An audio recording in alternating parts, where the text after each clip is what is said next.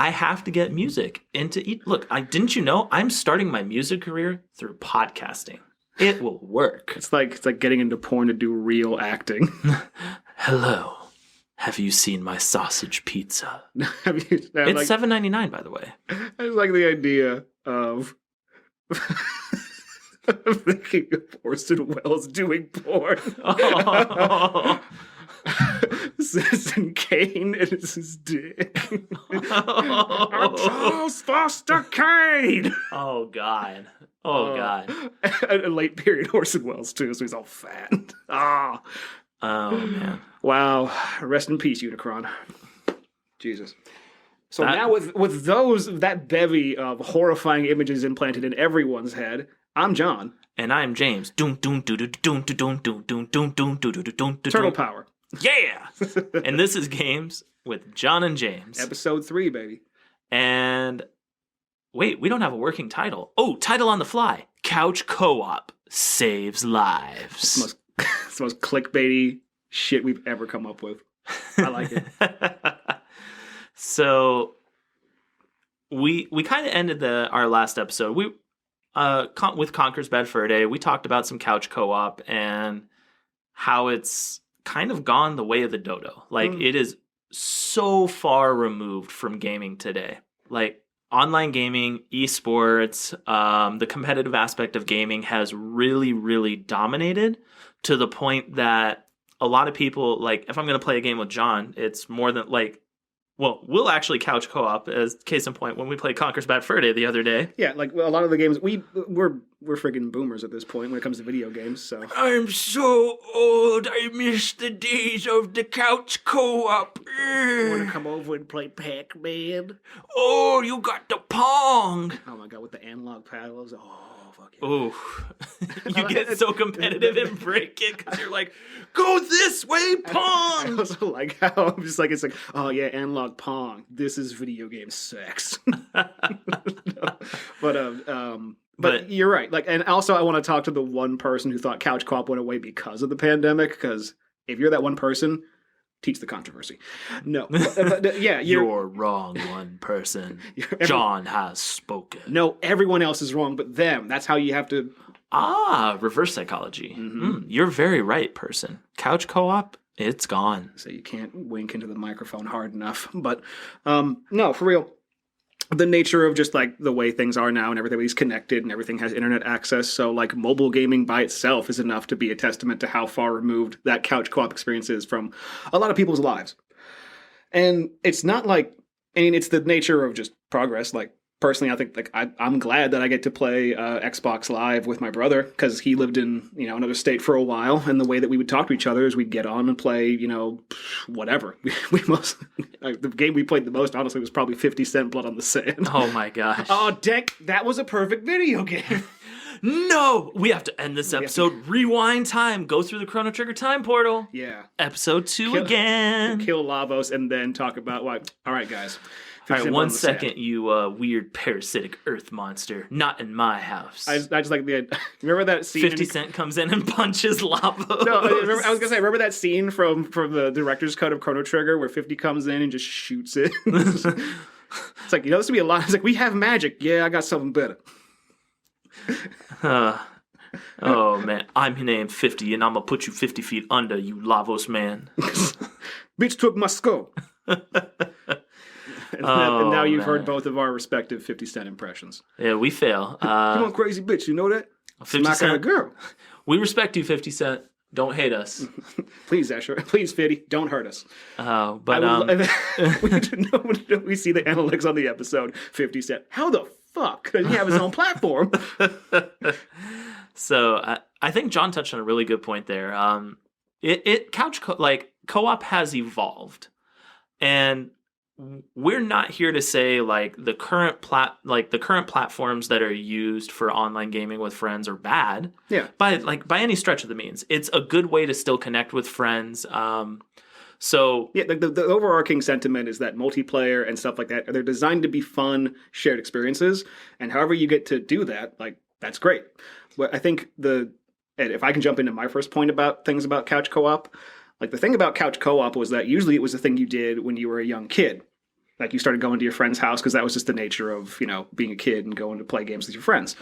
Nowadays, that's not much the same way because people again like mobile gaming. Like everybody plays fucking Fortnite nowadays. No, now it's text your buddy. It's like, hey, get on Fortnite. All right, let me roll out of bed. Let me get my headset on. Fortnite. I just like the idea of just texting your friend, you up. Clarify this, please.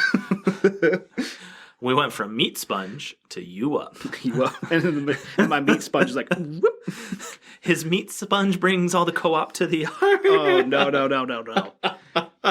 What did Khaleesi say? What would she say about this? Well, then. The disrespect. But no, like I think you're absolutely right with that. Like, it's evolved to the point where it is what it is right now when it comes to your Fortnites, your Call of Duties, or even Smash, right? Everything. So I would say, like, currently, I would say Nintendo consoles are still, like, the Switch is actually one of the very few ways to still couch co-op. I would say, yeah. And I think one of the things that we should touch on first is, like, yes, this feels very few and far between nowadays, but why is that a bad thing, right? Oh, absolutely. So, like, I mean, if you have a point to take, I mean, go for it. But for me, like, I think about couch co-op, and it's like it's way more, of a visceral, fun experience when you actually are in the presence of other people. I think also in terms of like just temperaments and people actually being guests in people's homes and being hosts and stuff like that. There was kind of like a more of an etiquette to it because a lot of the online and. I feel like I'm just pulling this out of my ass, but no, it's true. It's true because I remember playing like Xbox Live and playing on PC back in the day. And like, yeah, you'd get griefed a lot. And it was because of like the screen names and anonymity and stuff like that. It was just like a Wild West in terms of manners kind of go out the window for a lot of people in that kind of circumstance. It's like, if you look back in the day, like you said it accurately. It was kind of this whole thing. Like, if this was the Nintendo 64, PS1, Super Nintendo, even up to the PS2, it's reach out to your friend, call them if you have a cell phone, text them, say, hey, are we getting together this weekend? And you make a big plan. It's a sleepover. It's hanging out. It's everybody on that small little, like, 27 to 32 inch CRT TV. How the hell did we game back then? No, I even experienced it because we talked about it with Conquer the other day. It's like, freaking... Yo TV is tiny. Well, I mean, no, it's just that we were freaking sat on the floor and we were far away from the screen. Like, that's the problem. Oh, man. But, like, it was its own event back in the day. It was, you worked it out with your family or roommates and everything, said, hey, everybody's coming over to play a game. And it was this whole dynamic around it. It was grabbing food, grabbing some snacks. It was bring your sleeping bag over, crash on the couch. Like, it was cool. Like, it was one of those ways where we could be like, oh, hey, this is a Friday night. Yeah, I'm going to John's house. I'll bring the 64. He's got 2 extra controllers on his. I only have, mine works a little bit better because I've got the expansion pack. Let's go. Yeah, and it's funny too, because as we're talking about this, like nothing is stopping anyone from doing this anymore, especially as like we're grown-ass men, like we can do that. We did it. I can do what I want. I do what I want. I'm a grown-ass man. No, but I think where the conversation needs to kind of be separated is like, is it nostalgia for just being a kid and having those experiences? Or is it just like, no, this was a very unique, like this was a very fundamental social feel. Like this was a thing to do. Yeah, I think it's like a breakaway in gaming.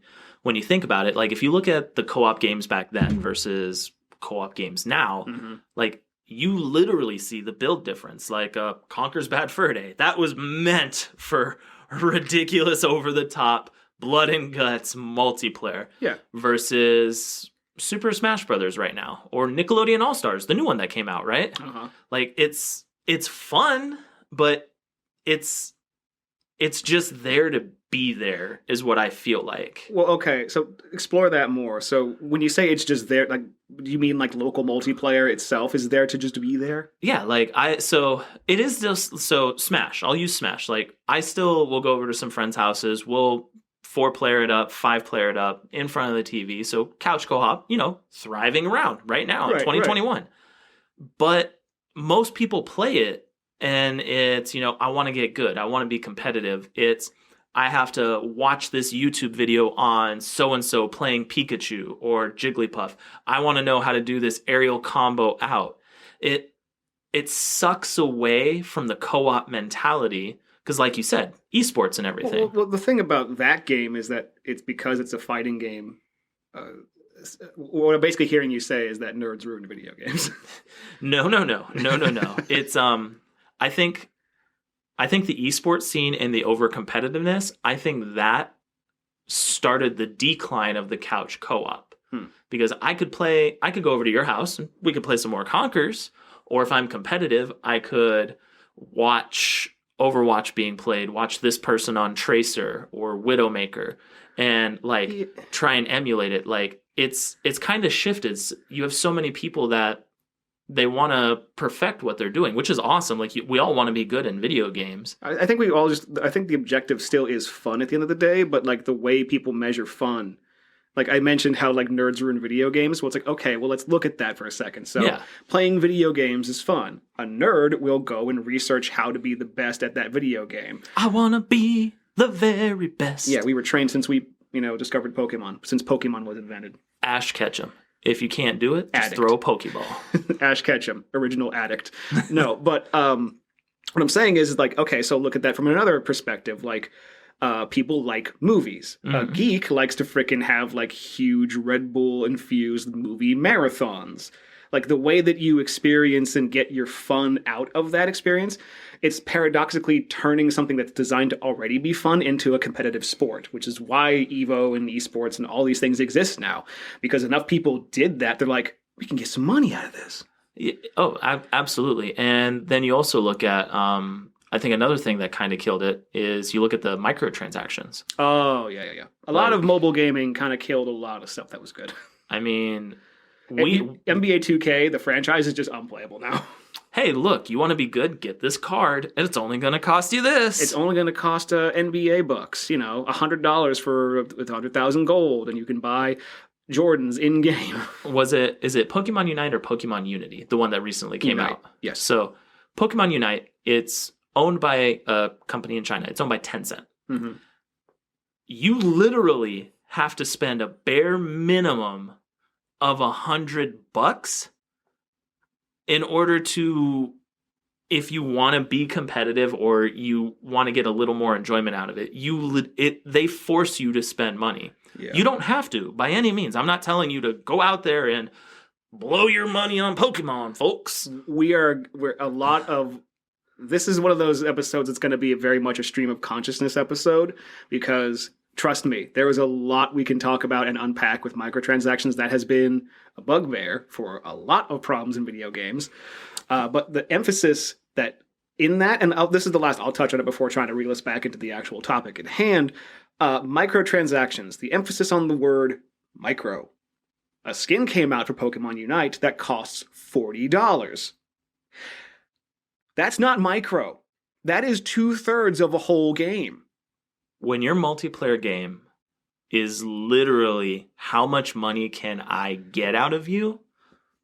Fuck you, company. It's like, fuck you. Have you seen the video of the Finnish guy talking at a European gaming conference about how like you can't pull back the curtain to reveal that the engagement that your players have with your game is spending money? That's poison. That's what he said. I'm just sad now. Let's talk about couch co-op, please. Like we kind of flipped this. Like we kind of talked about the death of it just for a little bit. We talked about what's killing it, what's currently killing it. Like we're gonna bring you back to the good times. This is the most boomer conversation we're gonna have on this fucking show. Hello and welcome to Good Times with Old School Couch Co-op. I'm your voice, Jazzy James, and I'm here to soothe you away from those horrible microtransactions. And I'm Will Smith. DJ Jazzy James. Hey, look, it was spontaneous.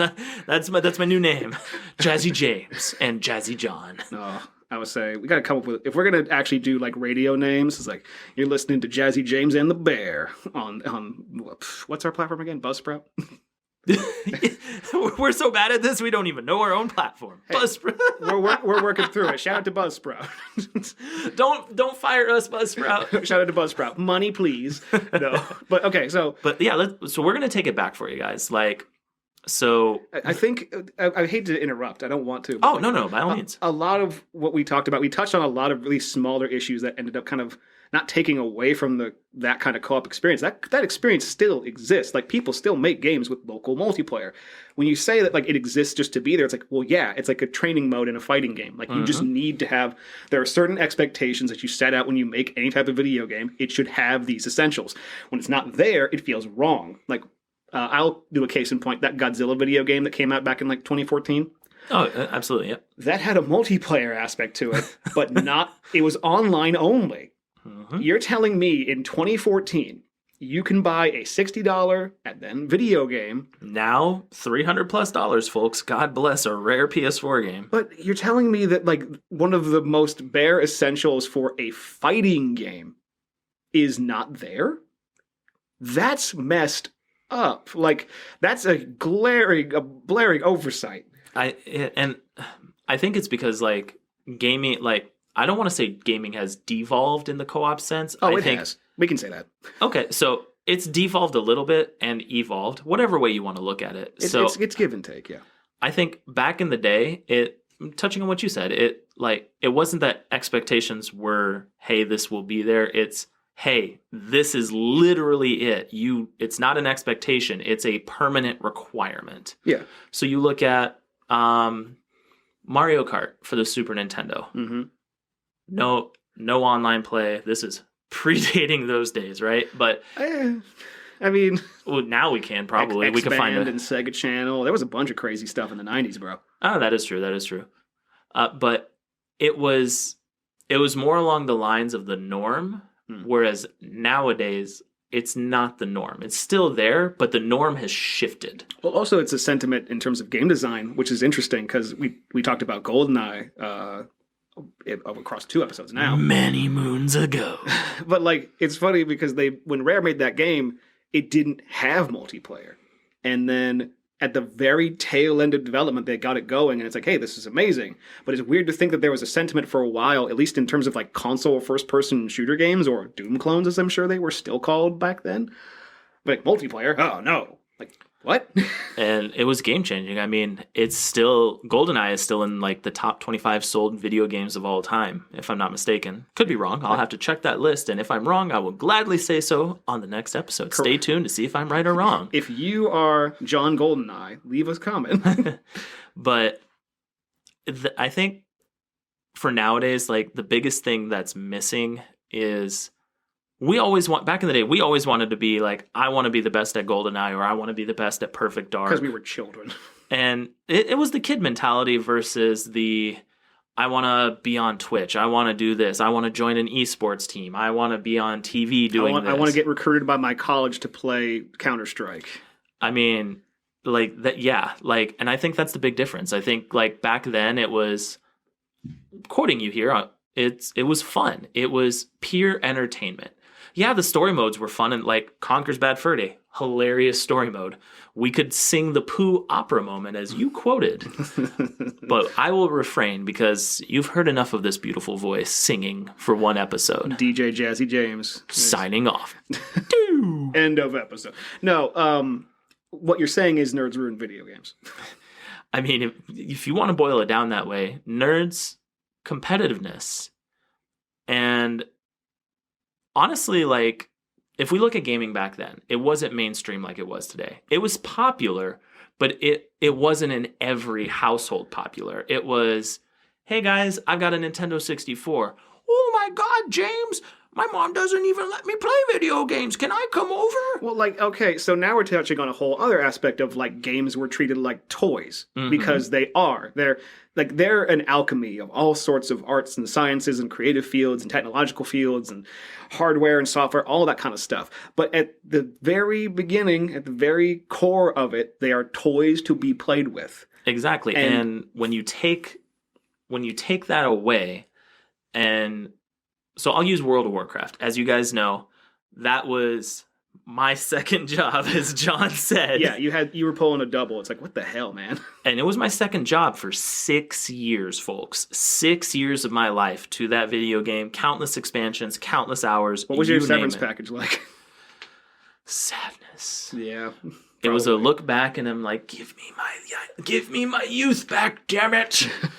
But it's a chore now. Like, and I think that's like couch co-op was never a chore. It was just have fun. And I think that's the big difference then versus now. I think for me, that's my big point is like I don't consider Call of Duty like trying to hit platinum, trying to hit diamond, trying to hit whatever's after that. Like Grandmaster. Like that, if you want to do that, by all means, folks, definitely do that. Like, I'm not trying to steer you away from that, but that's so much work for potential little payoff with how vast the competitive sport, like eSports world has become. Well, okay. We need to take it back and enjoy it more. Okay, so again, this is the most boomer conversation we're ever going to frickin' have. It's us being nostalgic about our actual childhoods when games were just toys. But I need to actually play devil's advocate because I thought about it as we were, even I said it. Like, Ooh. I'm not a fan of esports and stuff like that. I still watch them. Like, I get it. But the reason why I get it is the same mentality of that toy mentality. So kids have been playing with baseballs and softballs, basketballs, and like, all that kind of stuff. They're amusement. They're games. And then you have professionals who play them, right? There are professional tennis players, football players, baseball players, basketball players. Now, it could be that your aspiration when you're a kid and you get your first, like, glove and bat and ball to like, I want to be a big league slugger one day. Like, I'm sure kids still think that way.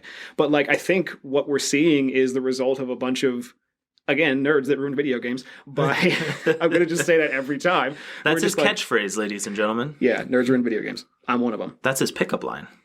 Hey, babe, you want to ruin video games? No. But what I'm saying is like what we're seeing is like those same people, like the people who played Unreal Tournament back in the day and actually had like ladders and like, put money in and said like, there's something to this. And then that spawned so much. You're definitely right there. Like, aspiration is a hell of a thing, especially when it comes to video games. So my aspiration, everyone, JRPGs and RPG, story-driven game for me. Like they're not very cooperative or social experiences, are they? I know, right? I'm so alone with also, my story. And I'll touch on one last thing real quick, and you can continue your point. But like another thing about a lot of the nature of video games that makes them like kind of facilitate that type of audience is that they're inherently competitive. Mm-hmm. Like I think the balance is missing.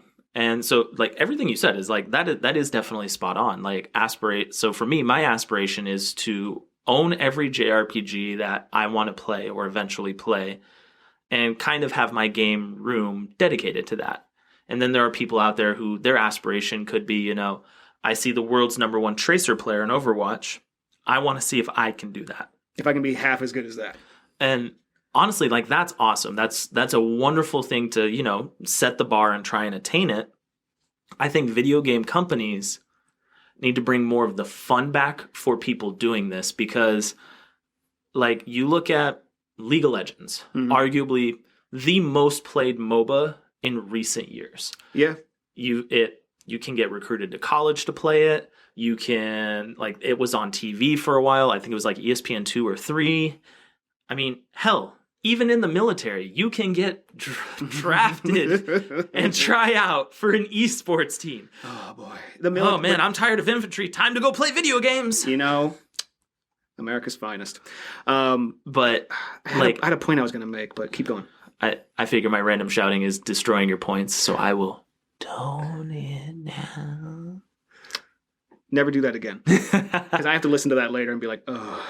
But I think you have to add a little bit more of the fun back into the competitiveness because you see a lot of games coming out. So I reference League of Legends because each year the season evolves, rules evolve, items get changed, they get taken away, and characters get renamed. It gets to a point, like, exactly, right?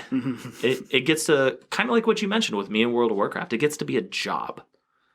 And couch co-op never felt like a job. It just felt like a cool Friday or Saturday night.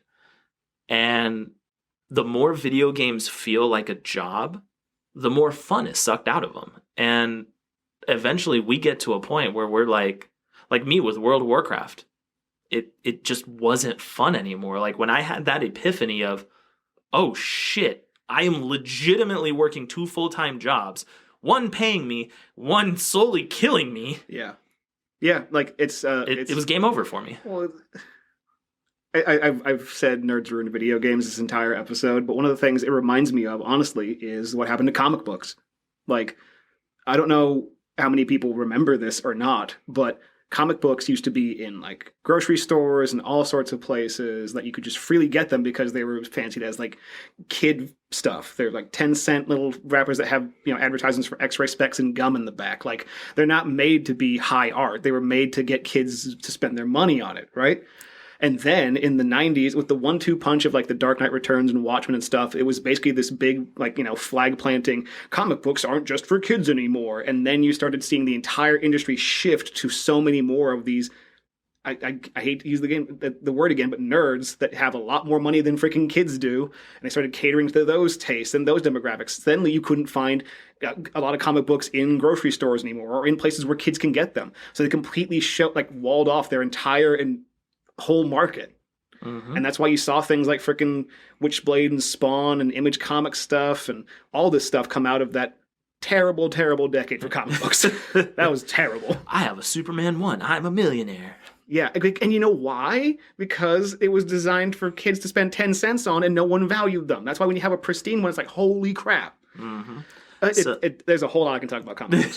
Seriously. Segueing now, comics with John and James. Oh my god, be like one episode and just be me yelling. No! Remember the game Comic Zone? Another perfect video.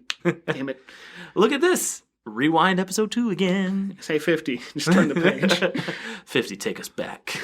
Bring that back one time. I definitely think you're right on that aspect. Like, when it gets to the point where a certain echelon can, for lack of a better word, gatekeep certain avenues of the enjoyment of video games, dude, you gotta we need to bring the old co-op back. I'm not saying keep the online play and everything, because there's going to be times when we're not close together anymore. Like, you could move somewhere, I could move somewhere, and online, it allows us to play.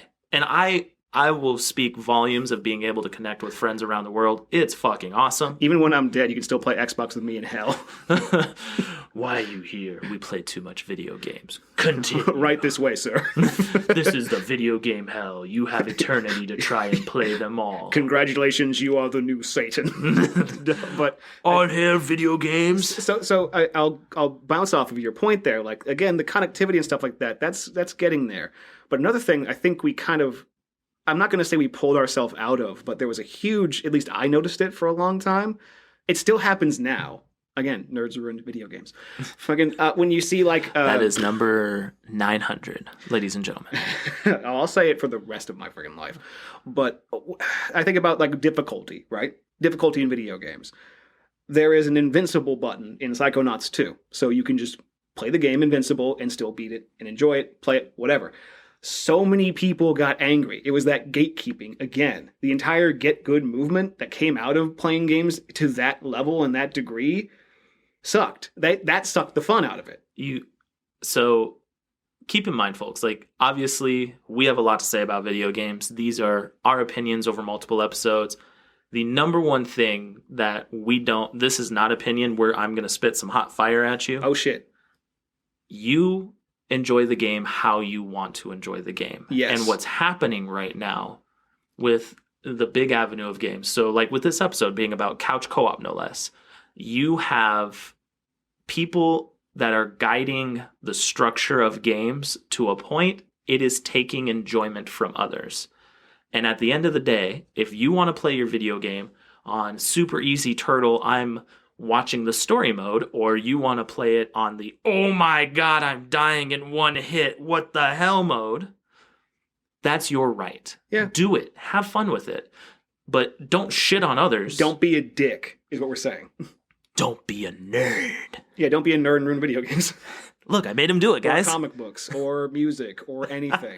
It's like the people who like fucking buy vinyls. It's like, it sounds warmer. It's like, fuck you, Tell us how you really feel. fucking dork. But like, honestly, like, I feel there are going to be people out there like, hey, man, come on. John's going to be missing from the next episode because the vinyl collectors are coming for him. People from the 70s are going to be like, hey, man. Yo, man, that's not how we preach the peace and love, man. We're going to like, execute you after this freaking Grateful Dead song 3 days later. It's going to be WWE. Instead of a table smash, it's a record smash. Oh, God, deadheads killing me. That's how I'm going to die. Everyone in the background, it's just like a seance with lighters going back and forth. Where's all that peace, love, and positivity? Yeah, murder that guy. But everybody knows the Grateful Dead always end their show with a mass execution. We end with a bang. Oh man, I'm laughing so hard I'm choking on air. Oh, but the Grateful Dead, you will be. But seriously, folks, like co-op, we want you.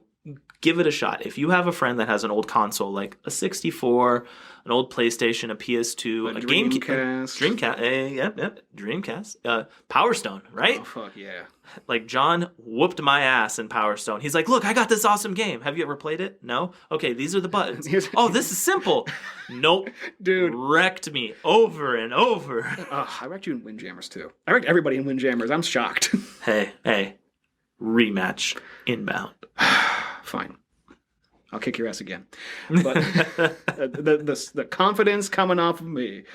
I win one game and look what happens. Can I beat you in Call of Duty? No. Can I beat you in anything? No. Can I beat you in Smash? No. Can I beat you in Windjammers? Hold my beer.